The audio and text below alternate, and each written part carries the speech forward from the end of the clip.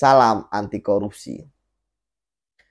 Kita tahu bahwa pimpinan KPK seharusnya menjadi contoh teladan, harusnya menjadi figur berintegritas, harusnya menjadi orang yang mempunyai standar etik yang tinggi karena mereka sudah menjadi pimpinan KPK yang tentu saja sudah melalui proses pemilihan loh ya.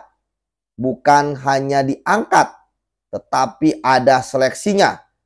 Mulai dari seleksi pansel, kemudian dipilih oleh DPR. Artinya harusnya bukan kaleng-kaleng. Namun periode 2019-2024 ini banyak kontroversi yang terjadi yang melibatkan pimpinan KPK alih-alih mereka berprestasi dalam memberantas korupsi. Terutama ketika sepertinya seolah-olah berlomba-lomba di sidang Dewas terkait dengan etik. Kita tahu sudah ada 4 pimpinan KPK yang di sidang etik.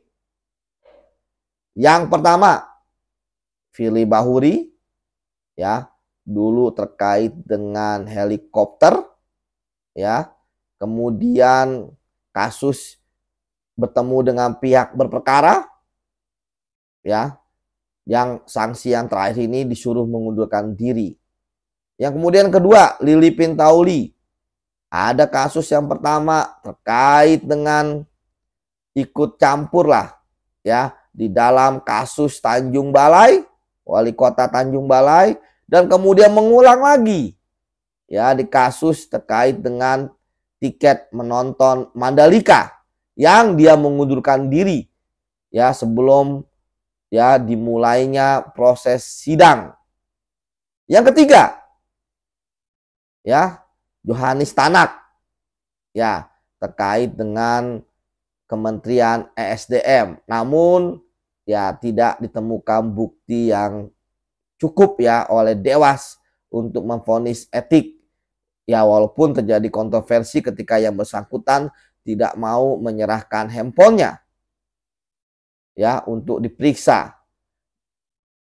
Dan yang keempat, yang terakhir yang sedang ramai gaduh adalah Nurul Gufron terkait dengan dugaan ikut campur dalam masalah mutasi ASN di kementerian lain, yaitu Kementerian Pertanian. Dan sekarang timbul kegaduhan yang bersangkutan sengaja tidak mau hadir, katanya sedang menggugat di PT UN, bahkan melaporkan balik si Ibu Albertina Ho salah satu anggota Dewas terkait dengan pekerjaan yang dilakukan yang berkoordinasi dengan PPATK ketika ada dugaan kasus pemerasan oleh oknum jaksa di KPK sebesar 3 miliar malah dilaporkan.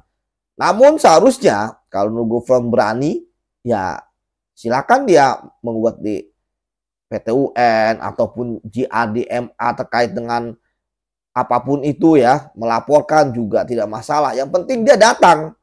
Dan kita harap bahwa Dewas kan sudah memanggil lagi dan sesuai aturan bahwa yang bersangkutan kalau misalnya nggak datang lagi bisa disidang etik in absentia. Nah, kita minta dihukum berat karena ikut campur dalam masalah mutasi ASN bukanlah tugas pokok dan fungsi pimpinan KPK, dan juga ini presiden yang buruk karena termasuk dalam trading influence yang memperdagangkan pengaruh sebagai wakil ketua KPK.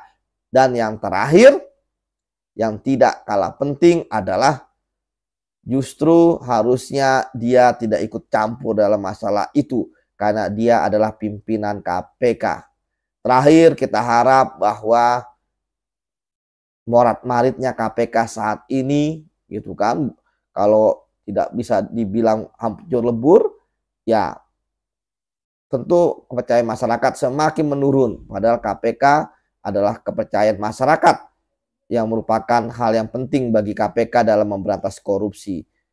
Oleh karena itu sekali lagi kita harap KPK bisa pulih, membersihkan orang-orang yang tidak berintegritas dari KPK, karena tidak mungkin ya memberantas korupsi kalau sapunya kotor.